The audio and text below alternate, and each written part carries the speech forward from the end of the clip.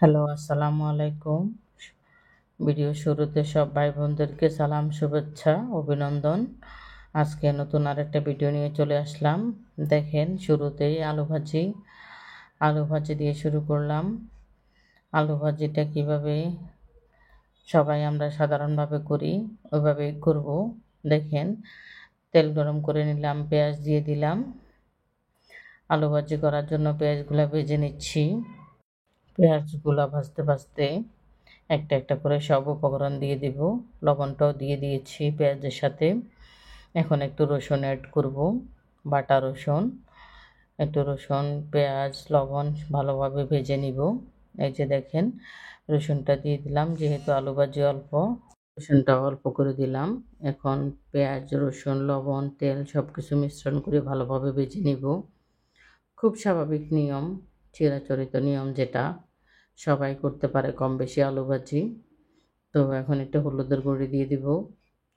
যেহেতু আমি আলুটা সম্পূর্ণ তেলের উপরে ভাজি করব, অনেকে আছে একটু বেশি নরম হওয়ার জন্য একটু পানি অ্যাড করে।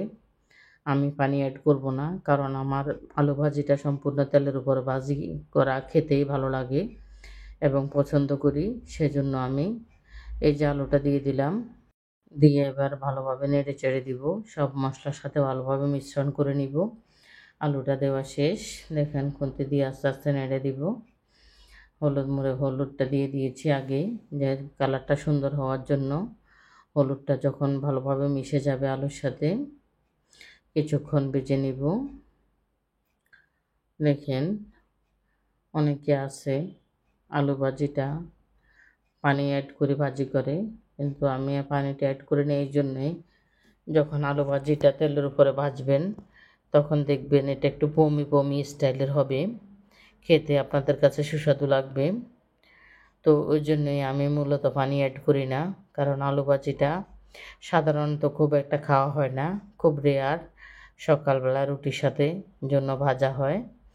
তো এই জন্য আমি ভাজি করছি। আজকে কিন্তু আমি রুটির জন্য ভাজি করতেছি না, আমি দুপুরে ভাতের সাথে খাবো। আজকে সিম্পল আয়োজন করব চিন্তা করছি।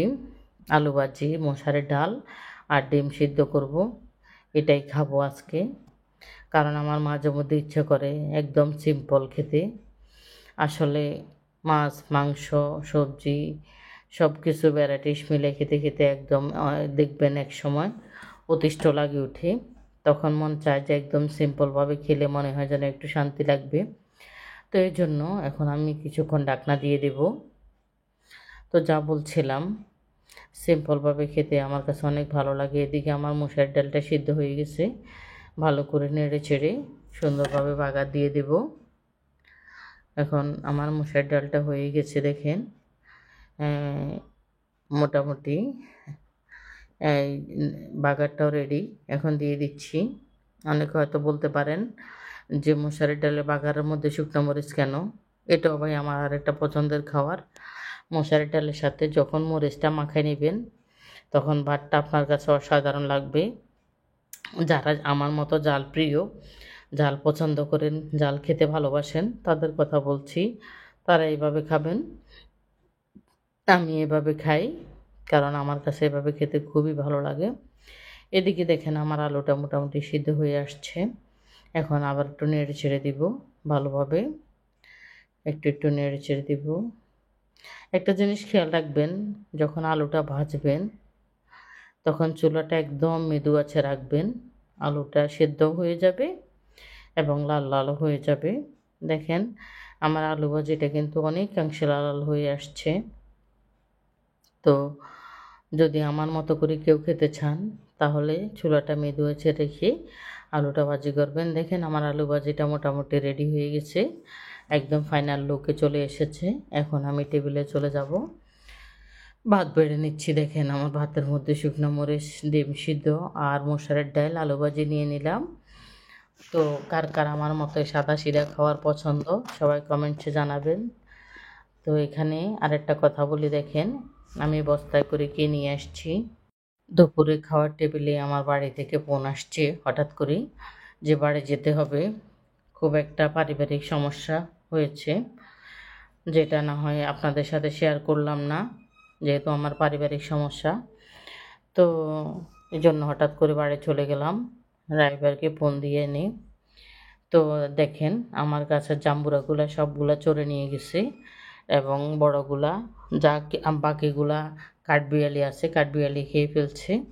তো যে কয়েকটা ছিল ওই কয়েকটা আমি পেড়ে নিয়ে আসছি। এখানে দেখেন 2টা তাল বড় বড় আমার শ্বশুররা গাছ লাগাই গেছে, ওই গাছের তাল আর দুধ। আমি বাড়ি থেকে তাল, দুধ আর এখানে দেখেন দেশি হাঁসি মুরগির ডিম নিয়ে আসছি। সবগুলাই আমি কিনে নিয়ে আসছি। অনেকে হয়তো বলতে পারেন, আপনি গেছেন বাড়িতে হঠাৎ করে এগুলা কেমনে পেলেন? আসলে আগে থেকেই আমার বলা আছে, এগুলো আমার জন্য সবসময় রেডি থাকে। এজন্য আমি বাড়িতে গেলে এগুলো নিয়ে আসতে পারি। বিশেষ করে দুধ, ডিম এগুলার কথা। আর এগুলা যেগুলা জাম্বুরা বা বলেন, তাল বলেন, এগুলা তো সিজনাল ফল। জাম্বুরা আমার গাছের জাম্বুরা। তো জাম্বুরা বড়গুলা ভালোগুলা সব চুরি হয়ে গেছে, যেহেতু আমরা বাড়িতে কেউ থাকি না, বাড়ি খালি থাকে। এজন্য যার যার মতো করে সবাই গ্রামের যার যখন যেভাবে ভালো লাগে ওভাবে পেড়ে নিয়ে যায়, কেউ কিছু বলার নাই। তো গাছ যা যা ছিল আমার ভাগ্যে ওগুলা পাইছে নিয়ে আসছি। এখানে দেখেন আমি আমার বাচ্চাদের জন্য কিছু জাম্বুরা রেডি করে নিয়েছি খাওয়ার জন্য, এখন মাখবো। তো আপনাদের সাথে শেয়ার করলাম। দেখেন জাম্বুরাগুলো সাদা প্রকৃতির, যদিও ভালোভাবে পাকে নাই, আরও কিছুদিন থাকলে পাকতো। তো আমি পাকার জন্য অপেক্ষা করতে করতে শেষ পর্যন্ত দেখা যাবে যে আমার জন্য আর গাছে নাই।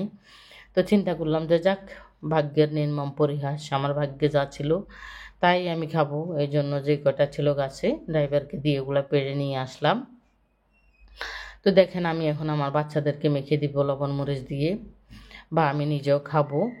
তো আপনাদের সাথে শেয়ার করতে পেরে অনেক ভালো লাগলো। হঠাৎ করে বাড়িতে গেলাম, এত কিছু নিয়ে আসলাম এবং সমস্যাটাও সমাধান করে আসলাম। যাক, যারা আমার ভিডিও দেখেন সবাই পাশে থাকবেন। কেমন লাগলো ভিডিওগুলো জানাবেন। যারা নতুন বন্ধু তারা আমার চ্যানেলটা সাবস্ক্রাইব করবেন। তারপরে সবাই ভিডিও দেখবেন, কেমন হলো জানাবেন।